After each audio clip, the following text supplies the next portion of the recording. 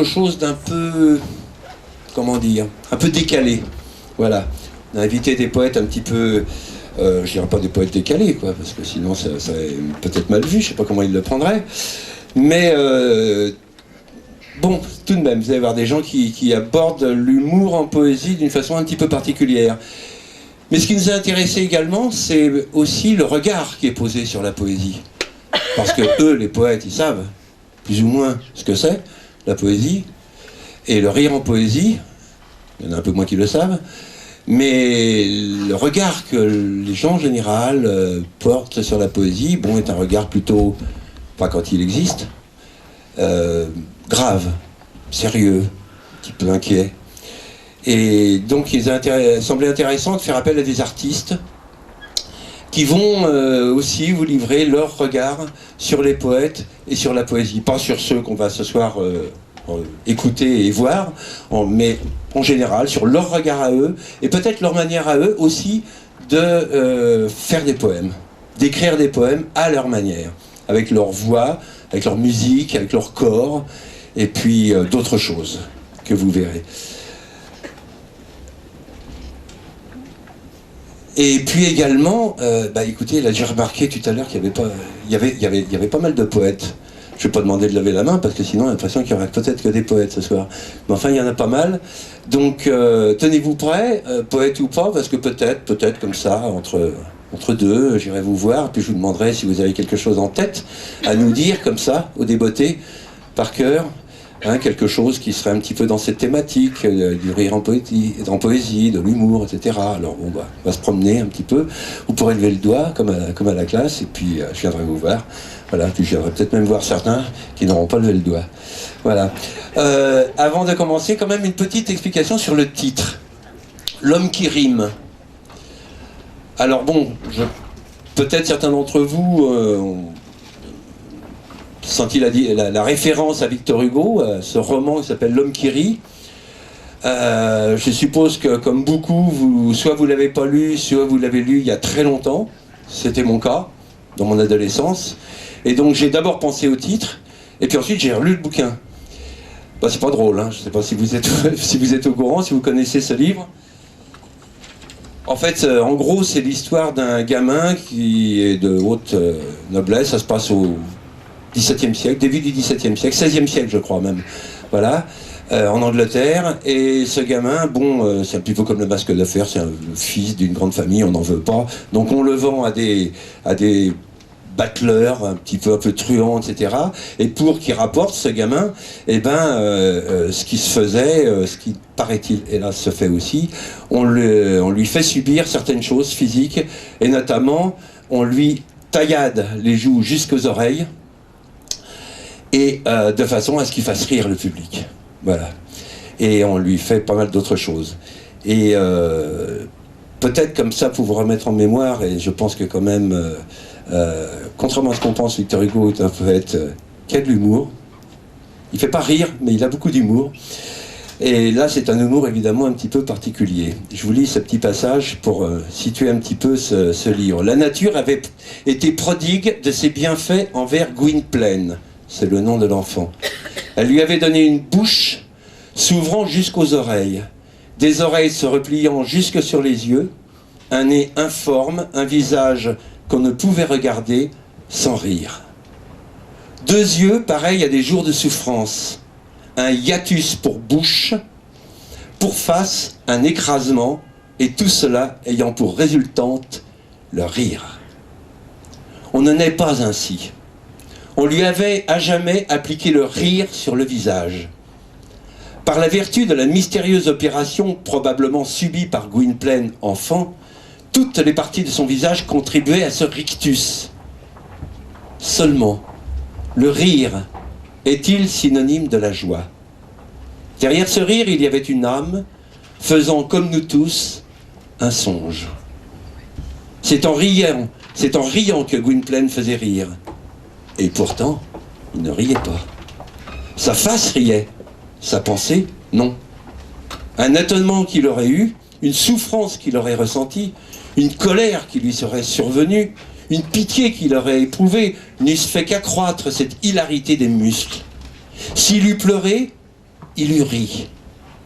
Et quoi qu'il fît, Gwynplaine, quoi qu'il voulût, quoi qu'il pensât, dès qu'il levait la tête, la foule, si la foule était là, avait devant les yeux cette apparition, l'éclat de rire foudroyant. Quel fardeau pour les épaules d'un homme, le rire éternel. Voilà. Donc, cette histoire de casser un peu l'ambiance, et ben maintenant on va peut-être rentrer, comme dit le poète Jean-Pierre Rostand, on va rentrer dans le vide du sujet. A tout de suite.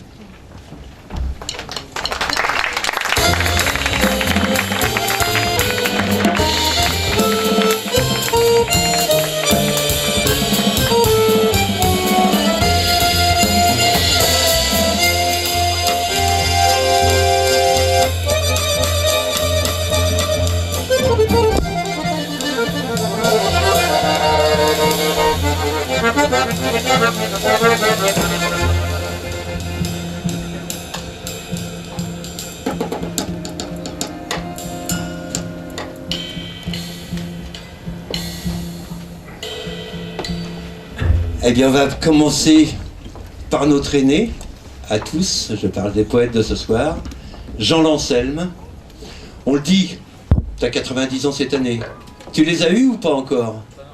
Est-ce que tu peux parler dans le micro, qu'on t'entende bien, s'il te plaît, Jean? Vous voyez ce que c'est que d'être vieux, hein? Voilà, je te signale que tu as du public partout, hein.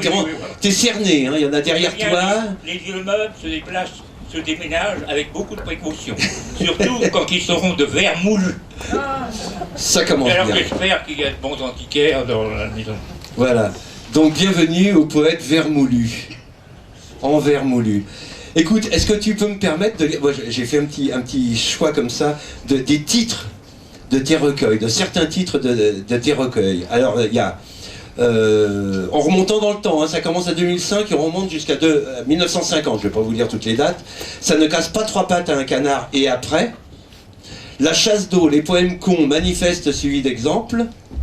Le riz de veau, Lancelme à tous les vents. Lancelme à tout vent, pardon. La France et ses environs, poésie instructive suivie de vers de mirliton. Les poubelles, manifeste des poubelles et autres poèmes, complétés d'un hommage à tel quel. Intéressant. Du vers dépoli au vers cathédrale. La danse macabre, chanson à hurler sur les toits. Ça nous rappelle des choses, ça. Moi, je voudrais te poser une petite question, Jean. Oui. Qu'est-ce qu'il y a, quelle est la différence, puisque tu as fait le manifeste des poèmes cons, oui. Qu'est-ce qu'il y a entre l'art con et le connard? Est-ce qu'il y a une différence? Eh bien, écoute, c'est écrit, et je vais passer la parole à Parmin, qui, à ce sujet, va vous dire l'introduction des poèmes cons. Alors, Denis Parmin, je te présente. Oui. Guitariste, accompagnateur de Jean, comédien, enfin tu fais plein de choses, de saltimbanque, entre autres autour des poèmes. On dira jongleur contemporain. Jongleur de poèmes. Voilà, jongleur contemporain dans la mesure où le jongleur au Moyen-Âge, qui était issu du mot joculare, amuser, faire rire, et non pas... J'ai eu peur. Oui, non, on peut avoir peur avec le jongleur, parce que de toute manière, ça sort de soi aussi, hein. Mais c'est le jongleur, et le jongleur, donc, c'est le métier que nous continuons de colporter, de faire aujourd'hui, depuis le Moyen-Âge, avec Jean Lancelme Le Trouvère, puisqu'il est du nord de la France, hein, Jean, qui, effectivement, m'invite à expliciter son manifeste des poèmes cons. Il faut vous dire que je n'ai pas commencé comme ça à écrire con du jour au lendemain dans l'unique souci de m'amuser et de me faire remarquer. J'y ai mis beaucoup de temps et de sérieux. Je puis vous dire aussi qu'il est plus facile d'écrire des poèmes cons sans le savoir qu'en ayant la volonté d'en créer. Car ceux qui écrivent con vous diront aussi qu'écrire con nécessite beaucoup de temps, d'expérience, que c'est le fruit d'un long travail, si bien qu'on ne fait pas des poèmes cons comme ça du jour au lendemain, et qu'un vieux con dans ce domaine sera toujours plus doué qu'un jeune con. Frédéric Dard, un adepte du parler con, avoue de son côté, je cite, qu'écrire propre et net, bien torché, avec du style, est à la portée de tout le monde. Mais qu'en revanche, pour écrire ses sons Antonio, il s'arrachait les testicules chaque matin, comme les Africains font du crépi avec de la bouse de vache. Fin de citation. Oui, il faut écrire con, mais pas con n'importe comment. Il faut écrire intelligemment con pour ne pas être con de court. Con, se le disent. Ceci est un extrait donc de ta préface. C'était plus facile que de le dire moi-même. Oui. Oui, oui. Pardon? Je croyais que tu allais continuer. Ah bah non, Non, non. Tout est Bon, dit. Et si on passait maintenant à des poèmes, alors je crois que tu vas en dire. Et Denis va t'accompagner, Voilà, Denis va en chanter aussi, en dire, enfin, il y a une petite installation. Tiens, j'ai l'impression qu'il se passe des choses. Hein. Non, nous